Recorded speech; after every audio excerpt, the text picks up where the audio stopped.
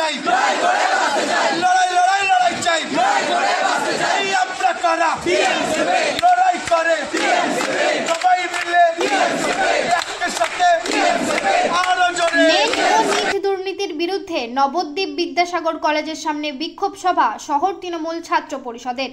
শনিবার দুপুরে এক প্রতিবাদী বিক্ষোভ সভার আয়োজন করে নবদ্বীপ শহর তৃণমূল ছাত্র পরিষদ। বিক্ষোভকারীদের দাবি, নেট ও নিট দুর্নীতি বা কেলেঙ্কারিতে যুক্ত কেন্দ্রীয় সরকার।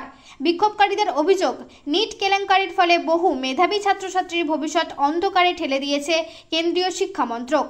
ছাত্র যুব সমাজের ভবিষ্যৎ নিয়ে ছিনিমিনি খেলা বন্ধ ও মেডিকেল এন্ট্রান্স রাজ্যের হাতে ফিরিয়ে দেওয়া এবং কেলেঙ্কারির দায় মাথায় নিয়ে অবিলম্বে পরিত্যাগ করতে হবে কেন্দ্রীয় শিক্ষামন্ত্রীকে।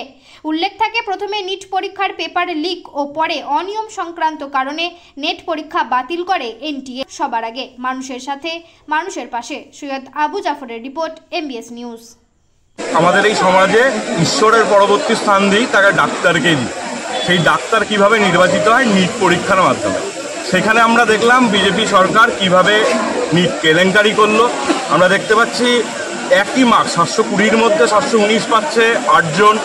আবার গুজরাটের একটা সেন্টারে যেখানে পড়াশোনা করলে দেখতে পাচ্ছি যে নিট পরীক্ষায় উত্তীর্ণ হওয়া যায়। এই যে এই কেলেঙ্কারি আমাদের আগামী দিনে এই সমাজে যে ভুয়ো ডাক্তার মোদী সরকার বা বিজেপি সরকার তৈরি করতে চেয়েছিল, আমাদের তৃণমূল ছাত্র পরিষদের পক্ষ থেকে একটাই কোশ্চেন, মোদীর বা আমাদের কেন্দ্রীয় সরকারের যে কোনো মন্ত্রীর তার বাড়ির লোক, আত্মীয় স্বজন যদি অসুস্থ হয়, এই ভুয়ো ডাক্তারকে দিয়ে আগামী দিনে কি চিকিৎসা করাবে বা আমার আপনার বাড়ির লোককে কি চিকিৎসা করাতে আমরা সুরক্ষিত বোধ করব?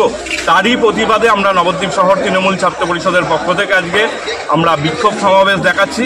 আমরা কেন্দ্রীয় শিক্ষামন্ত্রীর পদত্যাগ দাবি করছি। আপনার নাম? রাজদীপ চ্যাটার্জি।